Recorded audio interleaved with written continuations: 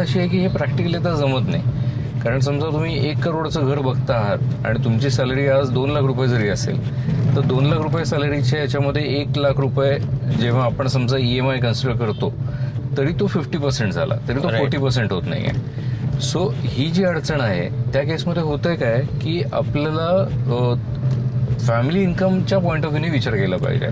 म्हणजे तुम्ही आणि तुमची वाईफ असं दोघांचं इन्कम मिळून जर समजा आज 2 लाख रुपये असेल तर तुम्ही 1 करोडचं घर बघायला हरकत नाही किंवा 1 करोडचं लोन करायला हरकत नाही. बाकीची अमाऊंट तुम्ही ओन कॉन्ट्रीब्युशन आणि याच्यातनं मॅनेज होऊ शकत असेल तर इट्स विन विन सिच्युएशन. तुम्ही ऍक्च्युली कन्सिडर तुमचा कार लोन पण करायलाच पाहिजे.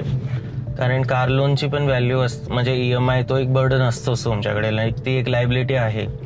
तर हे सगळं मिळून तुम्ही आहे ना 50 लाख म्हणजे 1 लाखाची सॅलरी असेल तर 50,000 मध्ये दोन्ही EMI तुमचे व्हायला पाहिजे. म्हणजे तसं जर झालं तर खूप कम्फर्टेबल लाईफ आपण कन्सिडर करू शकतो. म्हणजे तुमची सेव्हिंग पण होईल.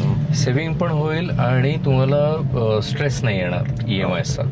कारण आज सगळ्यात जास्त प्रॉब्लेम असा असतो की आपलं जेव्हा आणि सगळ्यात महत्त्वाची गोष्ट अशी आहे की तुमचे होणारे प्रमोशन, तुमचे बोनसेस, इन्सेंटिव्स हे कुठलेही EMI साठी कन्सिडर करू नका. राईट. कारण अनेक वेळा असं होतं की मला प्रमोशन मिळणार आहे त्या प्रोजेक्शनमध्ये आपण जास्त EMIs घेतो किंवा आपण ते जास्त घेतल्यानंतर समजा प्रमोशनमध्ये नाही झालं किंवा आपलं उद्या जर जॉब स्विच करण्याची वेळ आली तर आपल्याकडे ब्रिदिंग हातात राहत नाही.